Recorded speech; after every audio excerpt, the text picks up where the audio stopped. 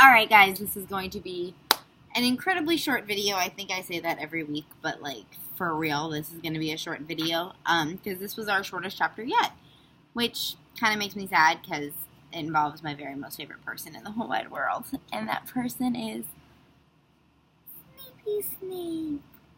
I love him. Okay. I'm going to try to leave him in the video, but as long as I can see him, it's fine. Okay, Chapter 8, The Potions Master, started on page 131. So, classes have started. We've been sorted into houses. We know we're a wizard. All of the preschool drama is gone. We are officially a wizard. We are officially in Gryffindor. And now classes have started. You have the chapter starting with people being like, oh my god, that's Harry Potter. I think that's Harry Potter. People just following Harry around school. Harry tells us about the staircases, or I guess the narrator tells us about the staircases, and tells us that, you know, they change constantly, and so finding your way around Hogwarts is incredibly difficult. And then if you're running late, Peeves, the poltergeist, would find you and make your life incredibly difficult. Like, he throws things at you and would tell you to go the wrong way, and he would pull the rug out from under your feet and then throw things at you when you're already in a hurry. So Peeves is just a constant troublemaker. Then we find out that even worse than the poltergeist is the caretaker. And remember, we said he's kind of like the campus monitor of Hogwarts. Make sure you're not going in forbidden places. Make sure you're not skipping class in the halls. And Ron and Harry got lost on their first week of classes and tried to get into that third floor corridor, which is off bounds to students. And he took it as they were trying to, like, break into this forbidden place. And so he automatically got onto Mr. Filch's bad side. And then you have Filch's cat, Mrs. Norris. And Mrs. Norris is always his other eyes and ears. So if the cat sees you doing something you shouldn't be doing, Mrs. Norris will run and get Mr. Filch. And Mr. Filch will pop up. And there are all kinds of secret passages throughout Hogwarts that Mr. Filch uses to, like, catch up with you immediately. And then the narrator does make a funny joke, and he says Filch knew the secret passageways of the school better than anyone, except perhaps the Weasley twins. Because, again, we have the Weasleys just being constant troublemakers. So then you have that there was much more to magic than waving your wand and saying a few funny words. They took herbology, which met 3 times a week, and they met with Professor Sprout, and they learned to care for strange plants and fungi and found out what their uses were. Then you have History of Magic, which was taught by the most boring man in the world, Professor Binns. He's actually a ghost, because one night there was a fire, and then the next morning he was dead, and he just got up and left his body, and his, like, ghost spirit just continued on. Didn't even notice he was dead. Like, he's that boring of a guy. So Professor Binns teaches History of Magic, and then you have Professor Flintwick, who is, like, this big. He's so cute. And he teaches charms.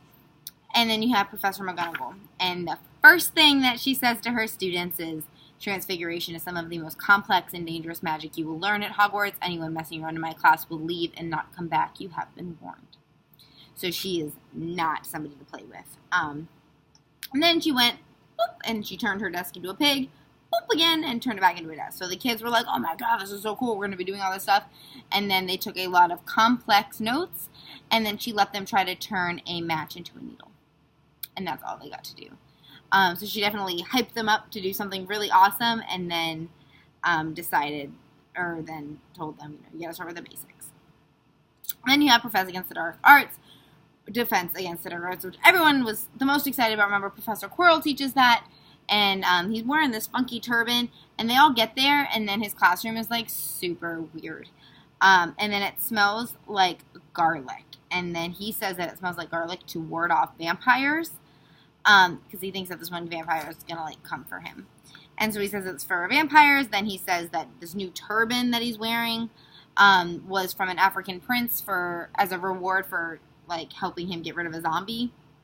But Fred and George are starting to tell everybody that the turban, which smells weird, is actually just a place where he stuffs more garlic, and that's why it smells weird. So that way vampires can't get near him at all, because he always wears a turban. So Harry just realizes no one had a head start at Hogwarts. There's so much to learn. He says even Ron, who grew up in a wizarding home, didn't have that much of a leg up. So then they have, it's Friday, they finally get to the Great Hall for breakfast without getting lost at all, and they're very proud of this. And then they realize that they have a double potions class with the Slytherins, and Snape is the potions teacher. And so Snape, they have their first class with Snape, and it's with the Slytherin class, the Slytherin first year. So it's Gryffindor and Slytherins taking this class together for a double period. And then Ron says that Snape always favors his Slytherin students, and then Harry's like, I wish McGonagall favored us because all she does is give us homework, because McGonagall is the head of the Gryffindor house. Then every morning, as students eat breakfast, owls come in with letters and drop letters on people's laps, and Harry gets his first letter delivered by Hedwig, and it's from Hagrid, and it says, hey, I know you're done for the day early this afternoon, why don't you come to my hut and have lunch so I can hear all about your first week. And Harry's like, yes, please, I'll see you later, and so whatever. They get to the dungeon, which is where Snape has his classroom.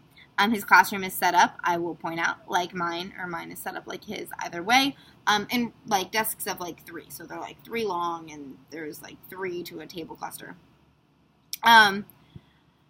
So remember when Harry was at the first night of Hogwarts, and they're eating that big Great Hall? They just got they're eating the big dinner, and he asked Percy, who's that talking to Professor Quirrell? And you realize that it's Snape. And you feel like Snape's glaring at Harry, but he wasn't totally sure, and then a scar started burning. So Harry took this to mean that he didn't think Snape liked him. And then Harry said, by the end of the first potions lesson, he knew he had been wrong. Snape did not dislike Harry, he hated him. So you have this idea that Snape hates Harry. Immediately, he starts saying that Snape started saying that most of my students are dunderheads, and I can teach you all of these wonderful things, but most of you won't even see it as magic, and therefore you will be useless in this class. So not a happy tone. And then Snape turns to Harry and asks Harry 3 questions.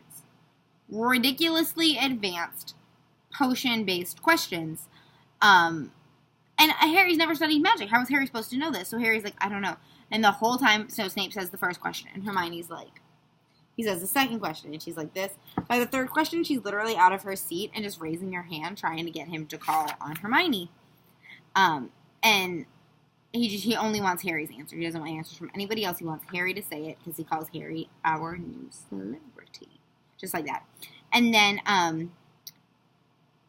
Harry finally gets tired of the questioning, and because he's so freaking sassy, he says, I don't know. I think Hermione does, though. Why don't you try her? Snape answers all of his own questions out loud and then says, why aren't you taking notes on what the answers are? So everyone starts writing down the answers. And then he says, and a point will be taken from Gryffindor house for your cheek, Potter. Which cheek here would mean, like sass. Takes a point away from the Gryffindor house.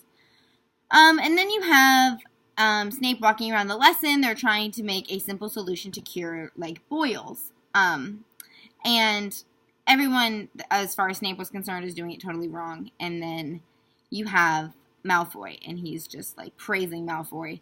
And then Neville, the kid with a toad, and the kid who got dropped on his head to see if he was magical. Neville spills his cauldron, and it starts burning holes in people's shoes, and then Neville gets boils everywhere. Like, he's on the ground, like, tossing and turning in pain. And Neville was paired up with Seamus, and then you had Harry and Ron. Totally separate pairs. Ron and Harry, Seamus and Neville. Snape tells Seamus to take Neville to the hospital wing, and then he looks at Harry and says, you, Potter, why didn't you tell him not to add the quills? Thought he'd make you look good if he got it wrong, did you? That's another point you've lost for Gryffindor. So that's the equivalent of, like, me and somebody else working in a partner, and I mess something up, and the group next to me gets points deducted for not telling me not to make a mistake. Like, it doesn't make any sense whatsoever. So then Harry leaves, and he's really, really upset because he got bullied, and Snape doesn't like him, and he doesn't know why he doesn't like him. And then Ron says, don't even worry about it. He takes points away from the Gryffindor house from Fred and George all the time. But these points are so, so important. And Harry wants to gain points for the Gryffindors, not lose them. And he lost 2 in his first week. So then Harry and Ron go see Hagrid. And Hagrid has made tea. And then we meet Hagrid's dog named Fang. And Hagrid made these disgusting rock cakes that are like hard as rocks, and they have raisins in them. And so they're like, so they're eating them to be polite, but they're really gross. And Harry starts talking to Hagrid, or Hagrid calls Filch a jit. He says, that old jit. And as for that cat, Mrs. Norris, I'd like to introduce her to Fang sometime. So, like, Hagrid doesn't even like Mr. Filch. No one does. And then you have Harry telling Hagrid about Snape's lesson. And then Hagrid's like, yeah, whatever. Like, he doesn't like anyone. And then Harry's like, but he really seemed to hate me. And Hagrid said, rubbish. Why should he? And then Harry just got this feeling that Hagrid wasn't answering any of his questions directly. Like, he's like, why should he? And then he immediately changed the subject to Ron's brother, Charlie. And Hagrid really liked Ron's brother, Charlie. Because Charlie was really good with animals. And Harry's like, that's so weird that he changed the topic that fast. Then he found a newspaper clipping, like an article from the Daily Prophet. And it was about that Gringotts break-in that happened when we found out about it on the train when Harry and Ron were coming to Hogwarts. And he says, the Gringotts got broken into. And so that's what we see, that investigations continue into the break-ins from Gringotts on July 31st, widely believed to known to be the work of dark wizards or witches unknown. The goblins insisted that nothing had been taken. Their vaults was searched, and it had actually been emptied that same day. So you have the vault was emptied earlier that day. Remember, July 31st was Harry's birthday, and that's when they went to Gringotts. So Harry kind of pieces these things together, and Harry says, Hagrid, the Gringotts break-in happened on my birthday. It might have been happening while we were there.